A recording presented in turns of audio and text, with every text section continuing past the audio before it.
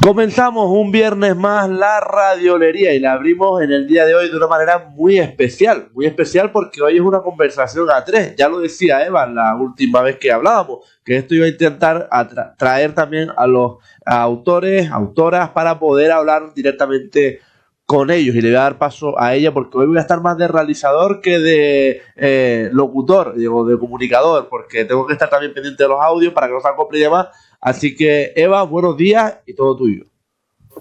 Buenos días, David. Pues hoy tenemos un programa muy especial con alguien muy especial que me apetecía mucho abrir esta sección de conversaciones con los autores con Macarena Muñoz, que la tenemos ya ahí en pantalla. Buenos días, Macarena.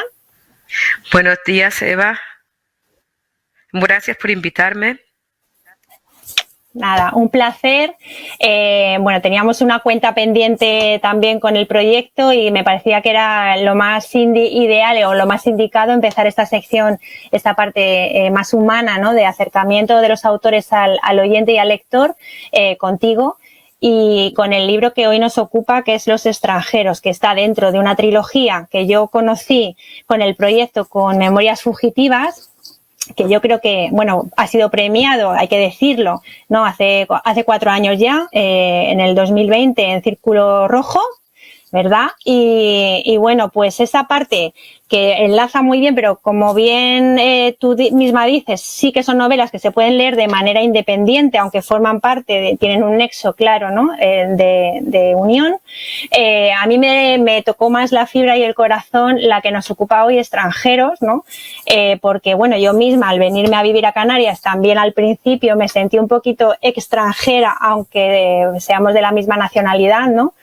Pero bueno, la circunstancia que llevan a las personas a tener que cambiar su lugar de origen o su lugar de nacimiento o de trabajo por otro lugar en el que se supone, ¿no?, que vamos a encontrar unas mejores condiciones, una vida más tranquila, muchas circunstancias, ¿no? En tu novela nos destacas también mucho dos aspectos que a mí me tocaron la patata. Una, el tema de la búsqueda histórica y el nexo de unión que une a los, o que se fortalece los nexos de unión entre una madre y un hijo, buscando la historia, ¿no? Su historia reciente, porque emigran, que ahora nos contarás.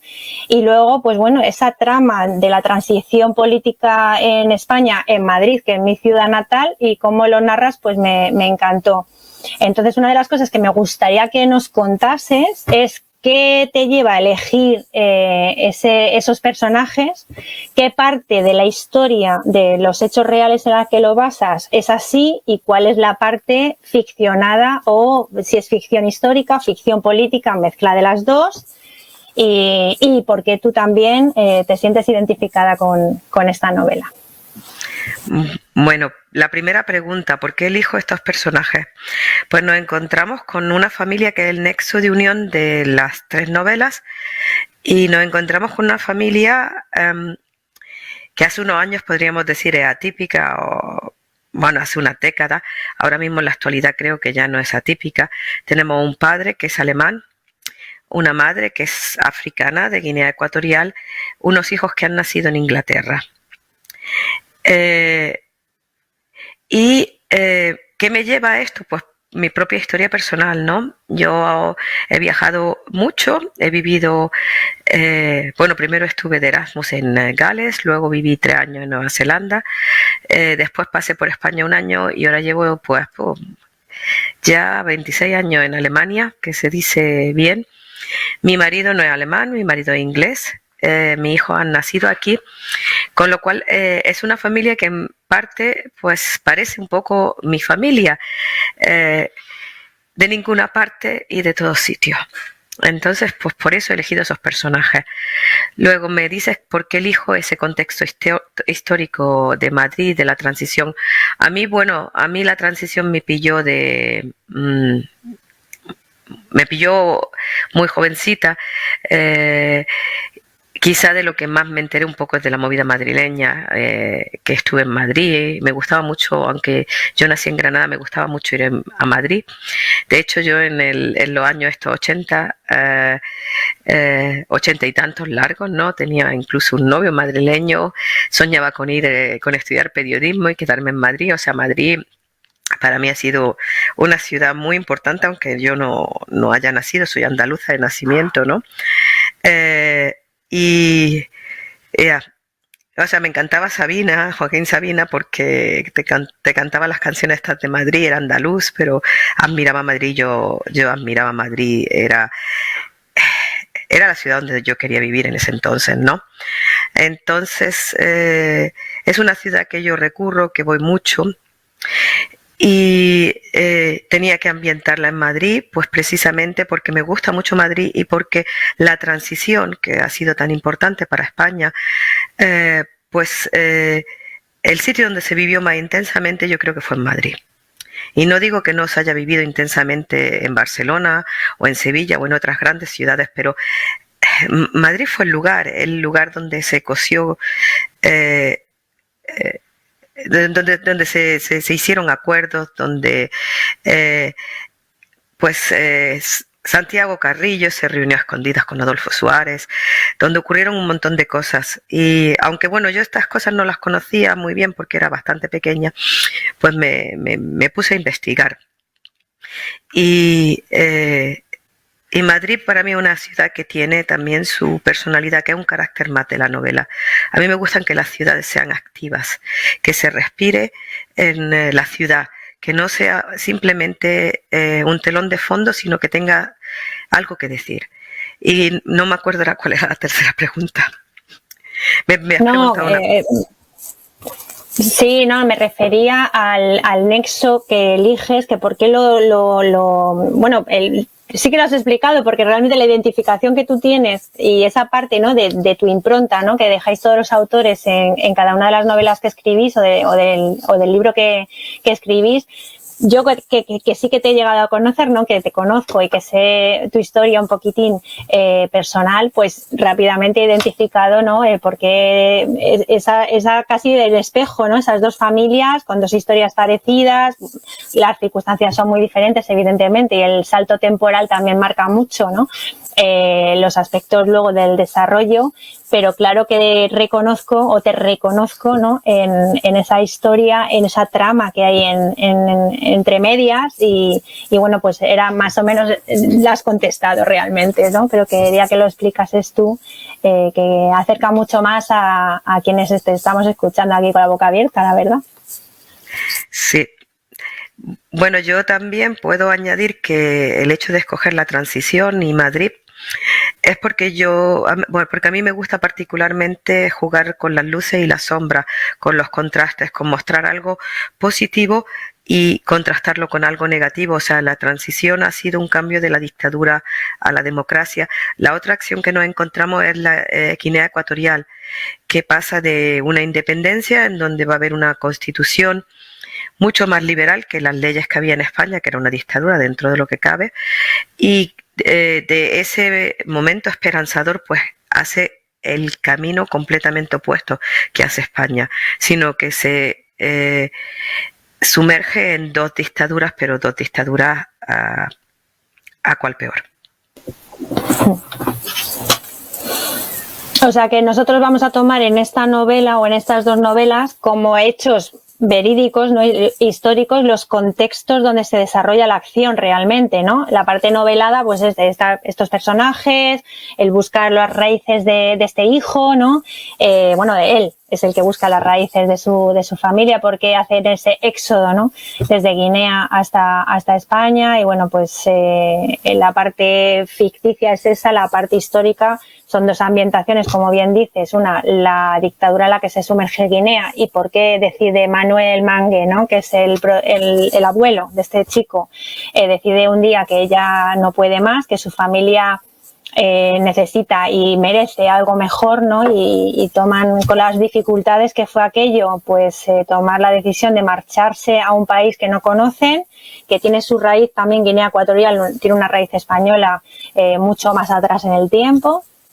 Y luego, pues evidentemente, lo que bien has explicado tú, la parte de transición socioeconómica y política y lo que se cocía en el Madrid de los años 70 y principios de los 80, ¿no?, que marcó pues nuestra historia contemporánea, porque todo aquello que pasó es lo que nos está marcando ahora lo que estamos viviendo en la actualidad. Ojo, que esto es tema farragoso para contar también, pero que esto daría para otra conversación, pero quería que lo contases tú y que nos acercases también esa faceta, ¿no?, que te lleva a escribir, que la gente sepa que haces teatro, que eres profesora y que has dejado, que es la pregunta final, que es como, Dios mío, ¿se lo pregunto o no se lo pregunto? Pero yo, como soy indiscreta natural, te lo pregunto, ¿por qué decides aparcar la escritura en este momento de tu vida?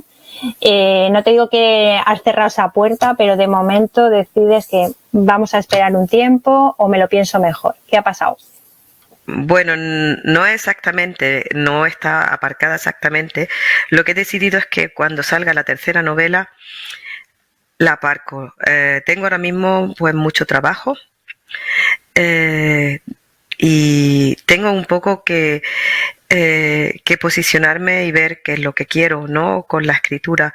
Yo creo que con las 3 novelas pues he contado un poco lo que quería contar. Quería centrarme un poco en historias contadas desde el punto de vista del emigrante, no del escritor de la clase media o de la burguesía que vive y que observa cómo son los emigrantes, sino yo quería pues desde el punto de vista, porque yo soy dentro de lo que cabe emigrante, he emigrado y me he enfrentado a dificultades que no me habría enfrentado si me hubiera quedado en Granada o incluso si hubiera vivido en Madrid, aunque en Madrid hubiera sido también a mi modo extranjera porque mi acento andaluz me hubiera delatado, ¿no? Pero entonces yo con la última novela cierro esta historia que quería contar y luego pues no sé si volveré o no volveré. La posibilidad de ser creativa la sigo teniendo con el teatro y hago teatro con adolescentes y les dejo a ellos mismos que vayan creando la obra. Yo luego la voy dirigiendo para que sea algo estético, que tenga cierta enseñanza.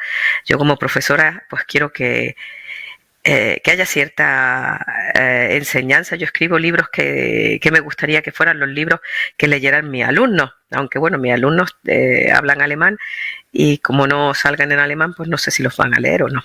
Así que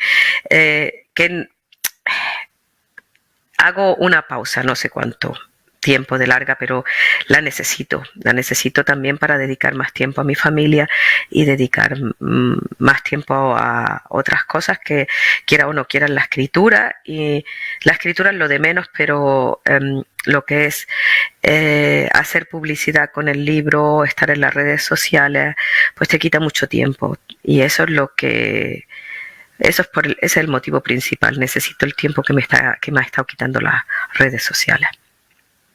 Mira, en las anteriores ediciones de Radiolería comentábamos el coste personal, ¿no?, que tiene un autor cuando se pone a escribir, cuando sacrifica tiempo con los hijos.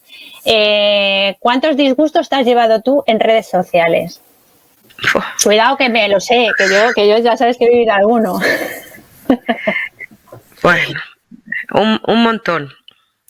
Empezando porque le pincharon la cuenta a mi marido en Amazon para escribir reseñas que parecieran que eran mías, escritas con mala intención. Amazon reconoció que había habido posiblemente intervención de un tercero, era posible la intervención de un tercero y que había movimientos sospechosos, eso seguro, ¿no? Pero Amazon no te va a decir, esto lo han pinchado, ¿cómo va a decir eso Amazon, no?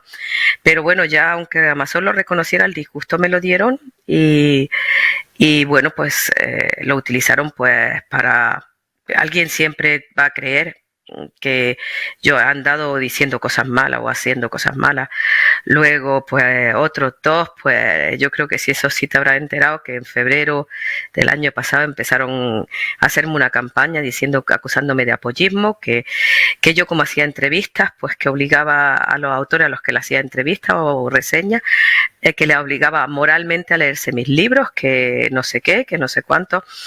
Así que bueno, también hubo gente que se lo creyó y luego pues sí, pues al principio yo pues pensaba que bueno, que si hay algún libro pues que te parece que no está, que no es lo que promete, que lo puedes decir, pero no.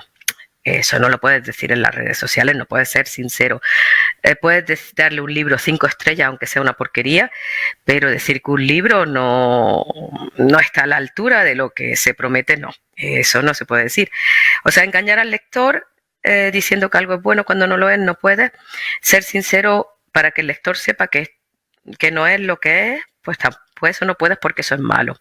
Así que, bueno, así es como son las redes sociales y la verdad es que si una persona es sincera y cree en la honestidad, pues chocas mucho con las redes sociales. Yo que he vivido parte de leer ciertas cosas que se escribían y tal, pues por eso te lo preguntaba, porque sé que además el escritor sufre mucho porque siempre dicen la crítica constructiva. Bueno, pues se puede llamar sinceridad y crítica constructiva a cosas que no dejan de hacer daño indirectamente también el que lo escribe. Cada libro sale de una mente, ¿no?, que le dedica muchas horas, que sacrifica muchas etapas de su vida personal para que el lector tenga al final el producto final, nunca mejor dicho, que es el libro. Y bueno, pues oye, puede gustar más, puede gustar menos. Yo soy de las que no me has obligado a leérmelo, ¿verdad? Me lo leí encantada de la vida y he de decir que creo que eres una mujer muy honesta, que dices y escribes lo que crees que es lo que tienes que decir y escribir en cada momento. Y bueno, pues todo aquello que no gusta, pues chica, es que sobre los libros es como los colores, hay tanta gama y tanto abanico para ofrecer al lector y al que nos gusta y amamos este mundo, que bueno, pues hay que aprender cada día. Creo que eres una mujer en constante aprendizaje y es una de las cosas de tus cualidades, ¿no?, que me pueden atraer más. Y también te he de decir que has sido extremadamente generosa con nosotros, ¿no? Y por estar hoy aquí te lo tengo que agradecer especialmente. Sí, bueno, muchas gracias. Yo creo siempre en la honestidad. Y bueno, a mí, al final que hagan una crítica de mi libro, aunque hay veces que la hacen con mala intención de eso, pues bueno, con eso puedo vivir. O sea, lo que me parece muy mal es que ante una persona que es honesta, pues que desvirtúen las palabras. Y cuando yo he dicho que algún libro, pues he señalado que no es lo que es. Nunca he dicho que el libro fuera malo, sino que, por ejemplo, si una editorial dice, uy, este libro, que ese fue el caso, que me armaron un follón, que era un libro de editorial, y que la editorial decía, este libro pues es una reflexión sobre el amor, la amistad y la muerte. Un libro de 150 páginas. Una gran reflexión. Y yo, pues por mucho que me lo leyera, vi que el libro era menos, pero que ahí no había nada de eso. Ahora, claro, eso está mal decir, no, pues esto no está en un libro que no te lo vayas a leer pensando en que es un gran libro, un libro entretenido, pero bueno, parece que eso no se puede decir. Y eso es lo que pasa. Y luego, bueno, pues como tú dices, pues es lo que es, se mueve como se mueve, y esa es la razón por la que yo, cuando termine la tercera novela y la publique, voy a tomarme un respiro y decidir qué es lo que quiero, y si lo que quiero es desaparecer de las redes sociales y quedarme con los lectores fieles que hasta ahora tengo y seguir escribiendo para ellos, pues lo haré así. Y si veo que que he dicho lo que tenía que decir, pues no escribiré más. Hay veces que hay autores que no escriben, que son súper prolíficos, y otros que escriben unos cuantos libros en su vida y con eso se quedan. No tiene uno, porque no tiene todo el mundo que escribir un libro al año, porque la mayoría de los que escribimos, nuestra profesión no es escribir. Mi profesión es profesora, de lo que voy a vivir es de ser profesora, y me encanta ser profesora y me encanta tener contacto con mis alumnos. O sea, no, en ese sentido me siento realizada. Mira, si fueras cantante te diría cántame un poquito, pero como eres escritora, ¿de qué va tu próximo libro? Un poquito, una pinceladita. Vale. Bueno, el próximo libro se va a desarrollar como mis libros anteriores, en Europa y en África. Bueno, en el próximo también nos vamos a ir a América, ¿por qué no? Vamos a añadir un continente más, ¿no? Pero la acción principal va a ser en Camerún y en Hamburgo. Yo vuelvo a Hamburgo, ¿ya? Pero bueno, que este va a ir para más sitios. De hecho, van a ir en barco de un sitio para otro, ¿ya? Y entonces, lo otro que es común en los otros dos libros se vuelve a repetir. Va a haber una historia en el presente y en el pasado. En la historia del presente, pues vamos a saber qué le ocurrió a Ismael, que es el protagonista de las 3 novelas, en Inglaterra, en su infancia, que es el punto de arranque de Memorias Fugitivas y que todavía no se ha desvelado. Y la historia del pasado, pues esa no la tenía pensada escribir, la voy a hacer porque los lectores de Memorias Fugitivas me han pedido que por favor contara qué pasó con el Ismael que desapareció en 1939. Y para contar lo que le pasó a este Ismael, vamos a partir de los últimos años de la época victoriana en Edimburgo. Vamos a partir del 1890 y tantos, ¿no? Ahí empieza. Y después vamos a irnos a Camerún. Y después ya nos vamos a ir a Namibia, donde desapareció. Así que bueno, antes de que desaparezca van a pasar muchas cosas. Y además ni siquiera habrá nacido Ismael antes de... Pero tenemos que explicar por qué. Y para ello he tomado un personaje de Memorias Fugitivas, que no voy a decir quién es, pero a lo mejor si tú te la has leído, le das muchas vueltas, a lo mejor descubres qué personaje puede estar ya viviendo en el 1890 y tanto. Bueno, pues luego te escribo por privado y te lo digo. Una cosa, esto es un cumplimiento de la carta a los Reyes Magos de tus lectores, ¿no? Te han pedido que lo cuentes y en esta próxima novela lo vas a contar. Si tú tuvieras que hacer la carta a los Reyes Magos de Macarena Muñoz hacia tus lectores, ¿qué les pedirías? Aparte que se lo lean, claro, que eso es obligatorio cumplimiento. Bueno, pues les pediría, yo la verdad es que estoy con la mayoría muy contentos, ¿no? Les pediría que reflexionen un poco sobre la historia, ¿no?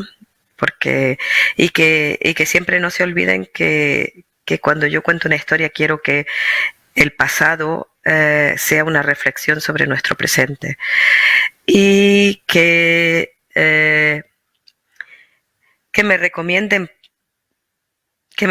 si les ha gustado la novela. Claro, si no les ha gustado, pues que no me recomienden, que recomienden el libro que les ha gustado. Y que si hay algo que no les ha parecido bien, pues que sean honestos. Yo normalmente no me enfado, y digo normalmente no me enfado porque si alguien pues me dice algo totalmente incongruente, pues no te voy a decir que me enfade, pero pues no sé, me cuesta, pues le voy a un poco a decir, pues no, esto no es como tú lo ves, pero bueno, que sean honestos, que me den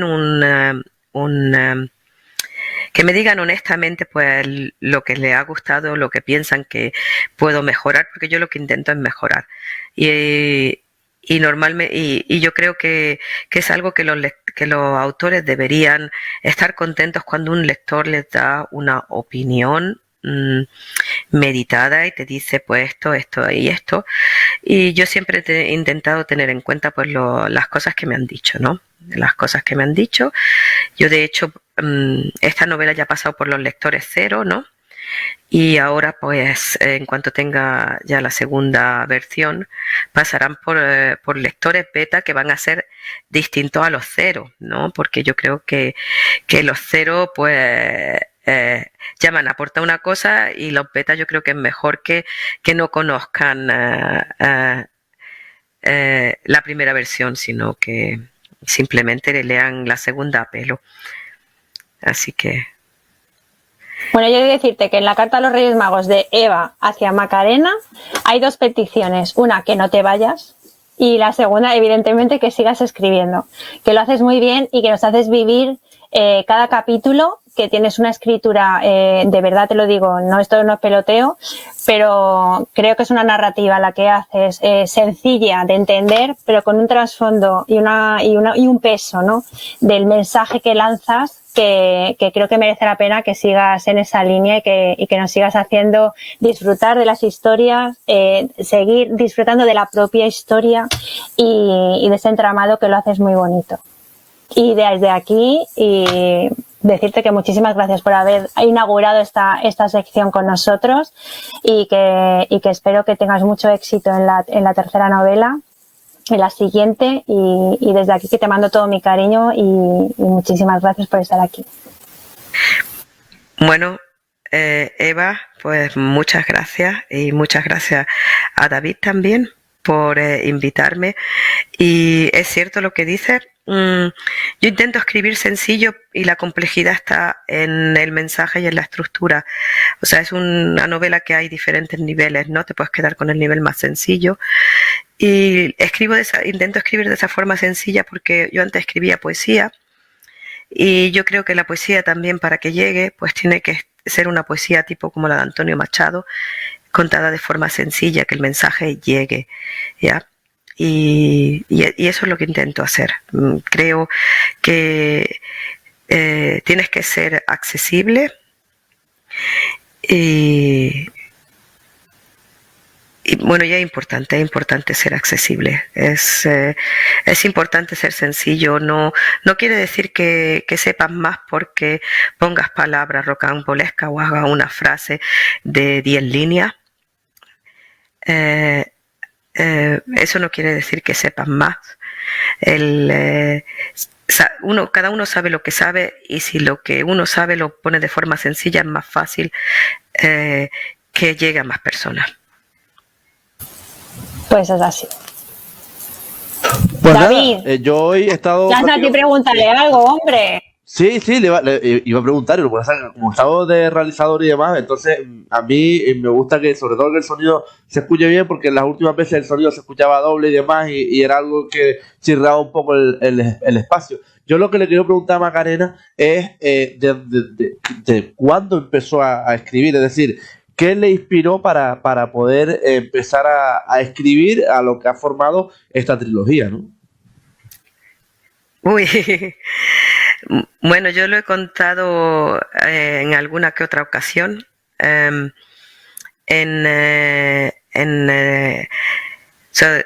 Mi hija, cuando entró aquí en la primaria, que entró más o menos como en el año 2012, ¿no? Mi hija acaba de cumplir 18 años, pues en la escuela donde estaba, pues había entre un 80-90% niños 100% procedencia alemana, cosa que no es muy normal en Frankfurt. Y entonces hubo rechazo. Hubo un rechazo hacia ella, hubo un rechazo hacia nosotros, ¿no? Hacia los padres mismos. Yo siempre me había sentido muy bien en Alemania, ¿no? No había habido pequeños problemas siempre, pues porque uno habla alemán con acento, pero yo tenía mi profesión, yo era profesora, me habían reconocido los diplomas, en el sentido administrativo era muy bien, mi marido también tenía una buena profesión, ¿no?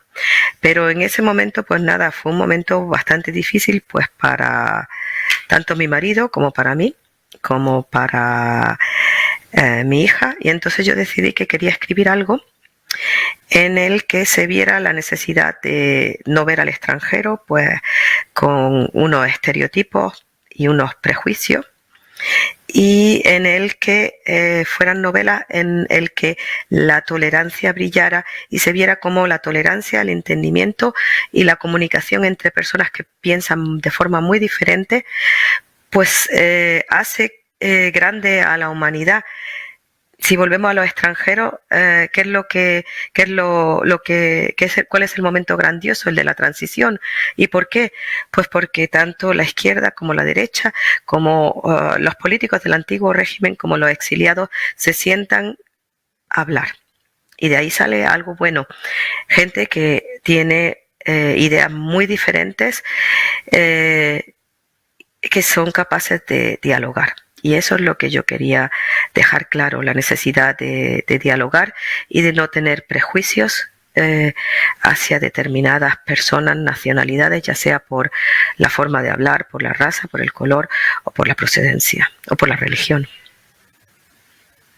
Pues muy bien, la verdad. Y sobre todo, otra de las preguntas que tengo es, cuando llegas a Alemania, es decir, ¿cómo te integras? ¿Cómo te sientes ahí, sobre todo los primeros años, ¿no? Los primeros años fueron los más sencillos de todos, porque que te enterabas no de todo lo que te decían, pues la verdad es que era bastante sencillo. O sea, no te enterabas cuando alguien a lo mejor hablaba con segundas intenciones, ¿no? Porque no tienes el nivel de alemán para enterarte de esas indirectas, ¿no? Y aparte de otra cosa, pues bueno, yo trabajaba enseñando español a adultos, ¿no? Entonces, pues te juntabas con alemanes que iban a las clases de alemán para adultos y que eran alemanes que habían ido a países de Hispanoamérica o a España, que tenían mucho interés en la cultura y que tenían mucho interés en ti, ¿no?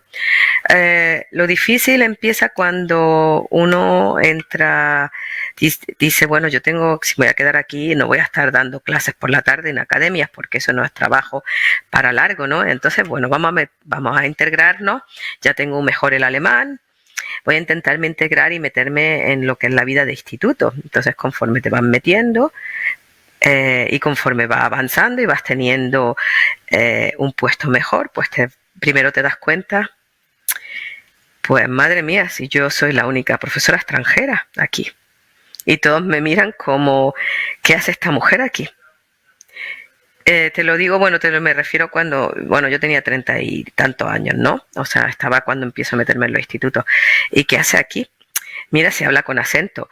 Los chicos también te ven como un bicho raro porque están acostumbrados a los profesores alemanes que les tratan de una forma distinta como los profesores españoles o como los españoles tratan a los alumnos. Tienen un muro mayor y entonces los chicos que no están acostumbrados a que tú quieras ser más cercano, pues se pasan y se pasan una serie de líneas, no te respetan de la forma que te respetan y los colegas tampoco te respetan. Entonces ahí tienes que volver a luchar, tienes que volver a cambiar las cosas y ahí es cuando empieza a ver los problemas y darte cuenta que para los que te miran con buena intención de tus colegas, pues eres una profesora un tanto exótica, que hacer las cosas de otra forma y que a los chicos pues les puede resultar positivo que haya alguien que lo haga. Y para los que la minoría, que no te ven de forma exótica, te ven como una incompetente, que no eres ejemplo para los chicos, y ahí tienes que ponerte a luchar y a decir, no, yo soy aquí un ejemplo a seguir, como puede ser esta profesora que no les deja moverse de la silla.